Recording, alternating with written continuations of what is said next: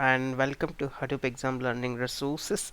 In this session, we will be covering Python list as we have already covered 6 modules of Python programming and we have started writing small programs. So now onwards, we will write little bit bigger programs. So it would be a good hands-on for you, and we will understand the collections like list, dictionary, tuples, etc. in the next few sessions. Okay, so as I have told you previously, all the lessons would be uploaded here, like all the modules on python.trainingforexam.com. So I've already uploaded 6 modules as I have completed. Now you can see start watching the video from this in sequence from this python.trainingforexam.com.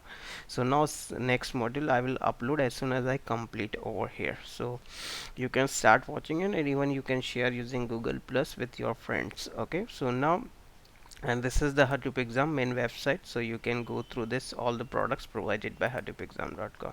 So now let's move towards the our training session. So in this we will cover the list. Okay, so these are all topics we will be covering in the list. This is okay, so what exactly list as we have seen in our previous modules, that string is a sequence of characters, but now we need a collection of any data types.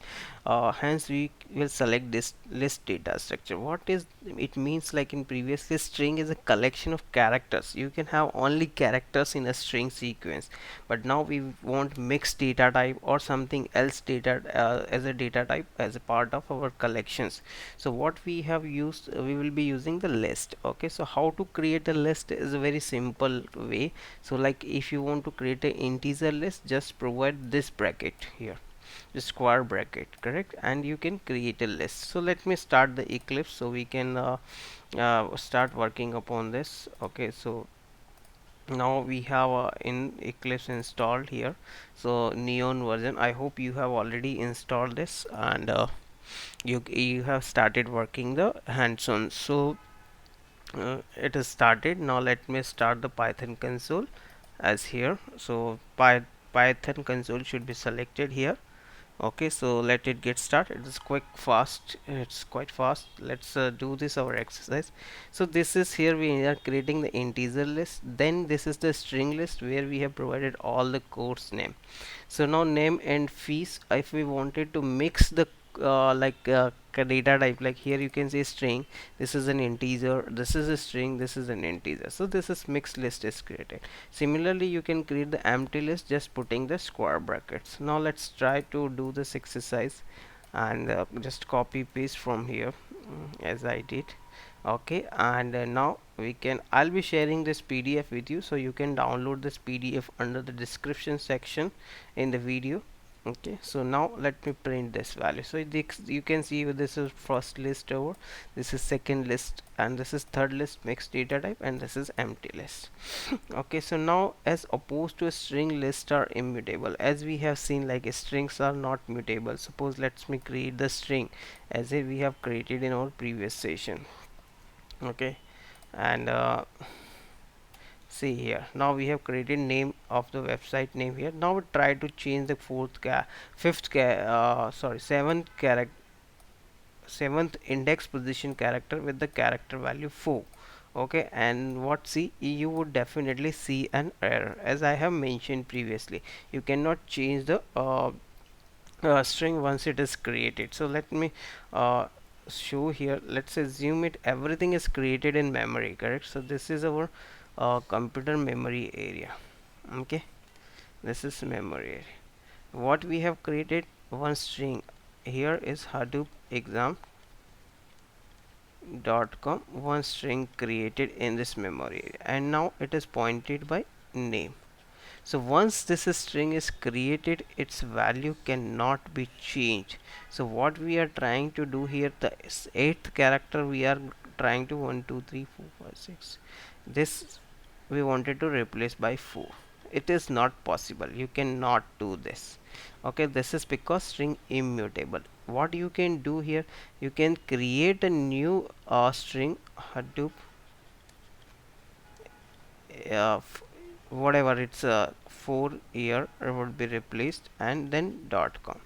then you can assign this string here and remove this. That you can do, but this objects you cannot alter. That is the property of the string, and that is known as immutability. Once you, so now let's move here, and so but if you create a list, okay, like this is course fees, we have created this list, and if you want to update this third value, so you can do this. Okay, so let me do this, just copy and paste, and do this exercise. Now you can see the course fees previously has a value as a 1900, now it's updated 2900. So what here we did is actually, again, let's assume it, this is our memory area, and the name of the list is a course fee,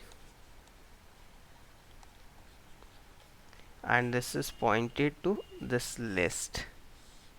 What this list currently containing as 3900, 2900 and 1900. What we have done is we said update this value with the 2900, so this value would be replaced itself in the memory.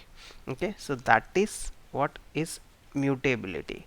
So you are changing the same object here, and here it is not allowed to change the same object once it is created, but list is another object data type which we have once created, we can update its value itself. It's correct. Getting my point? Here you cannot do this, here you can do this. That is the mutability and immutability. Now reading the values from the list, now we have created the list and now we wanted to read the value.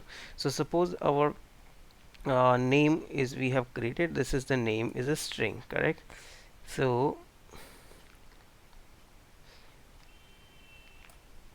let me read the value of the name first. Okay, so let me write down here what is our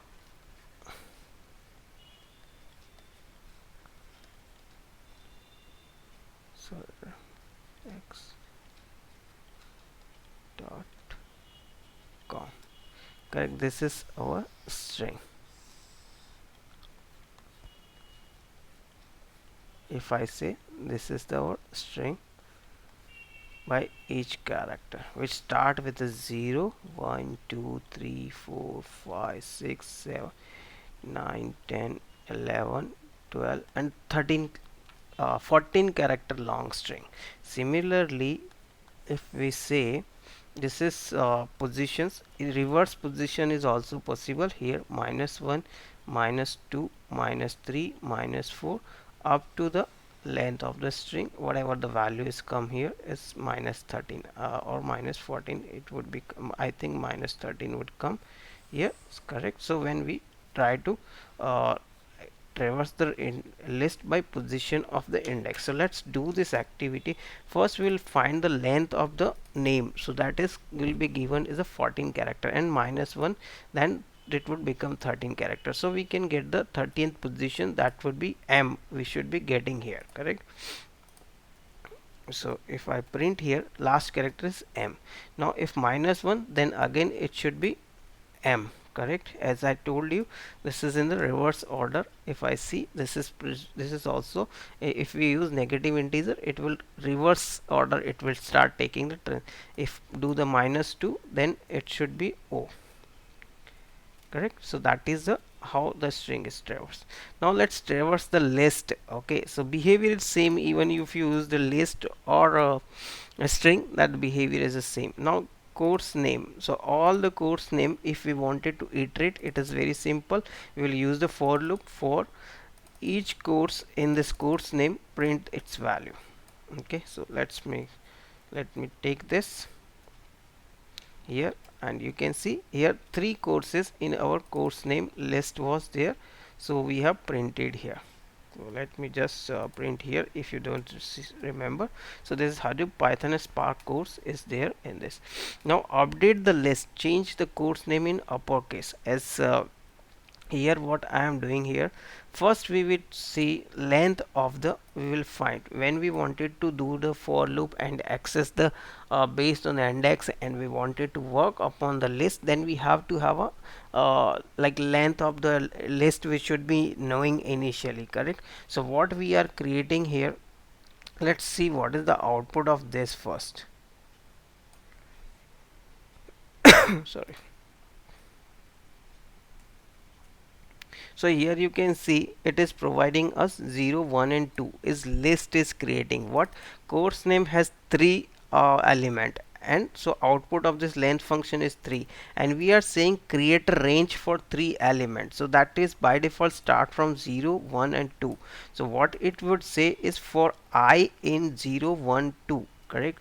So if I would say how it become now, for I in 0, 1, 2. So this is our for loop. Now if I say and course name I, so this is course name I would be first replaced by 0, then by 1, then by 2, correct? So here this is I would be first 0, and if what I am saying course name 0th position, what is the name of the 0th position of the course is Hadoop, change it to the uppercase dot upper functions we are using it, and assign back the value to the same index, same course name.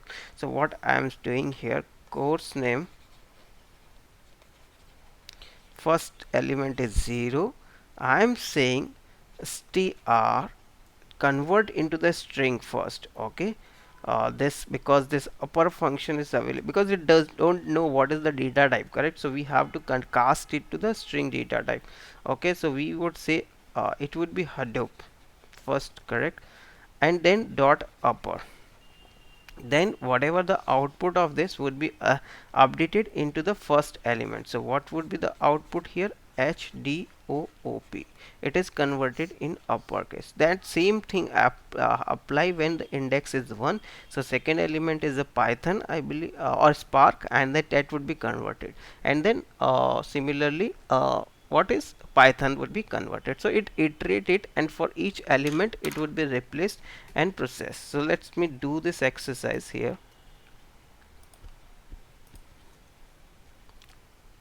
Okay, and now try to print this course name. You can see now each element is updated with the capital letters, that is we have changed in the uppercase. So we have changed the existing list to the in memory same list has been updated, correct? Now a for loop over an empty list, so if you apply the for loop on empty list, so this print statement would never be executed because there is no element, so you cannot, it won't have any iteration. However, technically this syntax are correct, there is no issue with the syntax, but this statement would never be printed because there is no element in the list, so it would never iterate over the list. Now nested list, a list can contain another list, correct? So here you can see this is the one and big list, and this list has those many elements.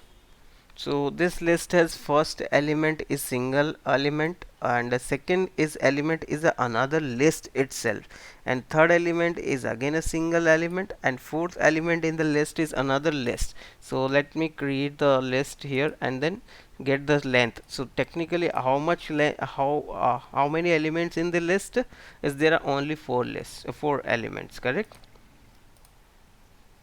So there are four elements. First is this one, then this is the contain, only one element would be considered, and this is third element, and this is fourth element. So a list can contain another list, okay? So that is the possibility. Now create a list concatenation. So we can concatenate two lists. If this is my first list and this is second list, and I want to append all the element of site 1 and site 2, then this is very simple, we can use the plus operator, and you can see all the element have been added from the two lists. Okay, if I want to repeat each element in the list, then you can just again use the multiplication sign. symbol here. So you can see each element is a like, so entire list is first is this part, and this is second, again repeated the entire list, then again repeated the entire list. So three times it is repeated. Now slicing, how slicing works is actually as we have seen in the string.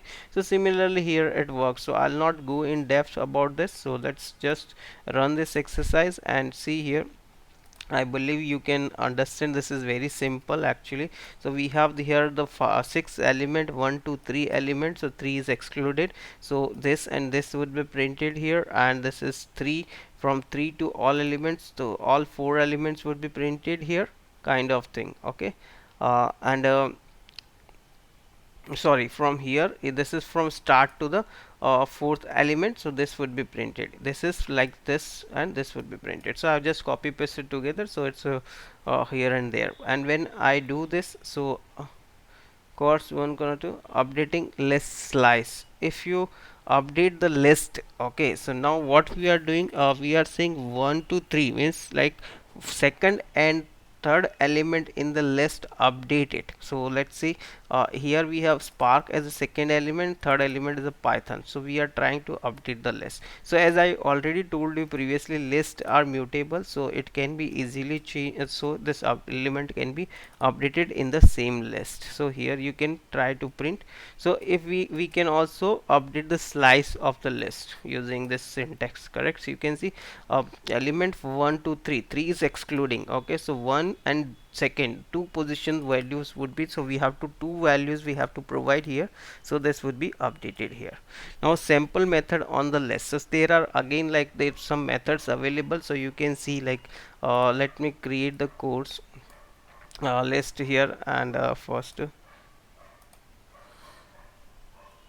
so now we are creating the course list here, and what is the next is here is like append the another element to the list. So let me just type the course and then just print dot, and then you can see all the methods available of the list class is you can see, okay, here. So you can see and you can read about the what that means. So let me do this exercise here. We are just appending the elements to the existing list. Now print the course here, and you can see at the last this element have been added here. Okay, so now extend takes the list as an argument, append all the elements. So similarly, like we have used the plus operator, similarly extend you can use it, and same list can be updated here. Okay, so just see here. Okay, here you can see we have appended the list again. So sorting the elements, you can sort the element, most list method return void, hence they modify the list and return none. Okay, so when you sort it, so the same list would be sorted here, or how it, let's see. Okay, we have sorted. Now print the course. You can see here course is sorted in the CHJPSSU, correct, it is in sorted order. If you try to get the like new list would be written, no, it will not return a new list, it will uh, use what exactly it does is actually um, same list would be sorted. So if you try to say something like it would return some value, and I use this return value here in assign here, so you see this sort method return null, nothing, void value, and if you assign void value to course, so our entire list has been erased here. So we don't have now list, because so we, this is be aware when you are writing the program. So this way, if you are erasing your entire list, if you are assigning as a sort assuming, so it could be any method where if anything is not returned as part of the and same list is modified, then be aware about this. Okay, so course is empty, so we have to create our course list again. So now sum of all the elements in the list. Okay, so this is our list, let's see, and if I would say this is our list and I wanted to sum, so it's very simple, it's use the sum function here. So sum function take a list of integer and sum it up. Okay, And similarly writing a word count application. Now write a little bit bigger program. If I will give you this entire list of words, collection of words, now we have to count the how many times each word had appear in the list. So how what I will do here is actually I'll first create a word count empty dictionary here, correct? This is if you see, this is a dictionary symbol, empty dictionary. Okay, if you see square bracket, then this is a uh, dictionary is our next topic. Okay, so don't worry right now. So this is dictionary is a key value we'll be storing here. What would be the word name and what is the count? So if I'll tell you exactly, so what are we going to do here is exactly this would be my keyword. Okay, key, and how many times this word appear. Let's say 3 times. Key 1 appear, or you can say Hadoop appears 4 times, Spark appears 3 times, kind of thing. So this is a dictionary where this is known as a key and this part is known as a value. Okay, so we will generating this kind of output out of this. Okay, so let's go through this application. So first create an empty dictionary, and then for each word from the site 1 will if word not in the word count. Okay, so you are getting it here.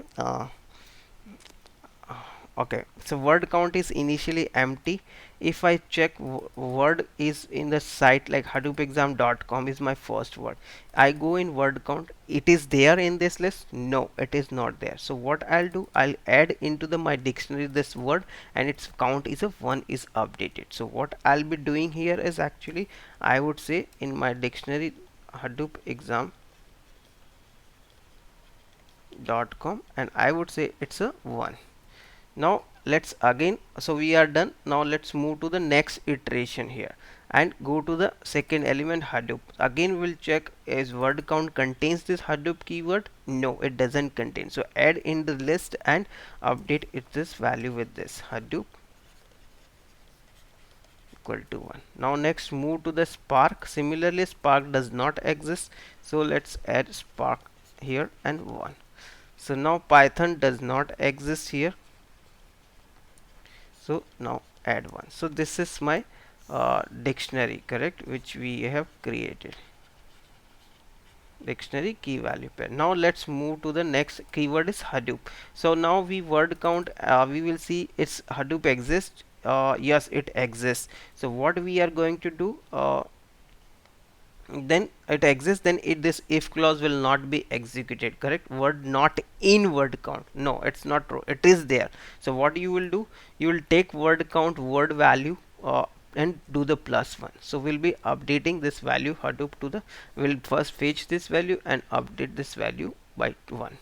Okay, similarly for the Spark, when we come here it would be updated. Similarly for Python it would be updated here, correct? So similarly again we will, so for each element we will be doing this activity.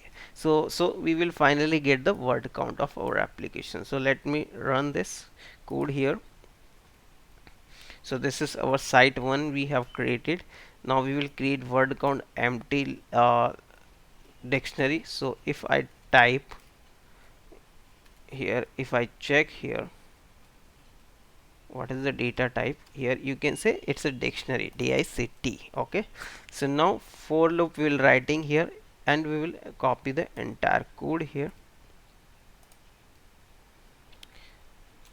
So here I'm finally, once out of the this for loop, I'm iterating over the our dictionary and printing its value. So word count dot items is return the all the key values, and key it would go in key and we in go into the value, and this would be printed here key value. So each time how many like how many times each word appears would be printed here. You can see here in the this word count application. So it's very simple applications we are writing here. So similarly we will be moving towards bigger and bigger application as we move on.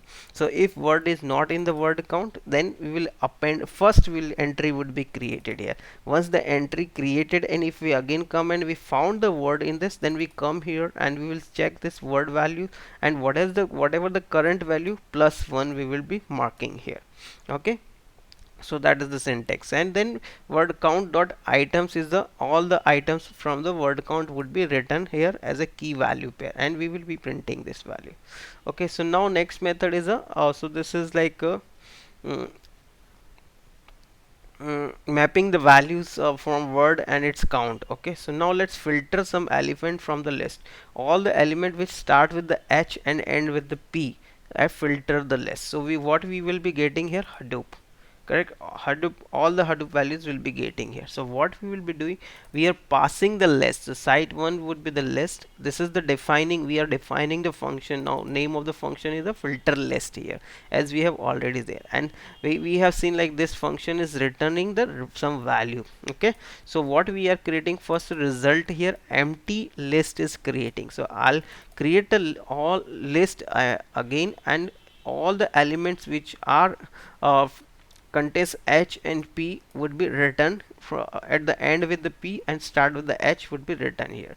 So I would pass on the my list here, and result would be an empty list from name from my list. So each element in the list, okay, so this is, let's assume this is our list name. In each list, if name start with H and name ends with P, so then add into this list, result dot append, add this name.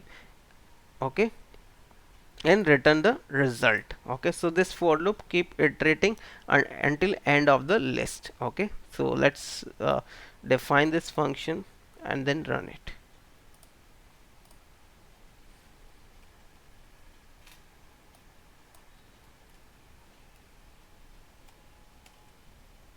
So now here you can see it is being printed here.